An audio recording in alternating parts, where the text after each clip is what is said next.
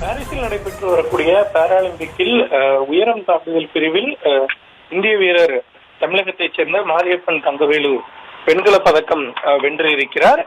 America வீரர் தங்க பதக்கம் வென்ற நிலையில் மற்றொரு இந்திய வீரரான சரத்குமார் இரண்டாவது இடத்தை பிடித்த நிலையில் மற்றொரு இந்திய வீரரான மாரியப்பன் தங்கவேலு மூன்றாவது இடத்தை பிடித்து வெண்கல பதக்கத்தை வென்றிருக்கிறார். தொடர்ச்சியாக 3 ஒலிம்பிக், அதாவது ரியோ மற்றும் டோக்கியோ மற்றும் தற்பொழுது நடைபெற்று வரக்கூடிய பாரிஸ் பாராலிம்பிக் என தொடர்ச்சியாக 3 ஒலிம்பிக்கிலும் பதக்கம் வென்ற இந்திய வீரர் என்ற ஒரு சாதனையை படைத்திருக்கிறார். ரியோவில் அவர் தங்கம் வென்றது, அதற்கு அடுத்தபடியாக வெள்ளி, தற்பொழுது வெண்கலம் என தொடர்ச்சியாக 3 பதக்கங்களை வென்று மாரியப்பன் தங்கவேலு சாதனை படைத்திருப்பது குறிப்பிடத்தக்கது.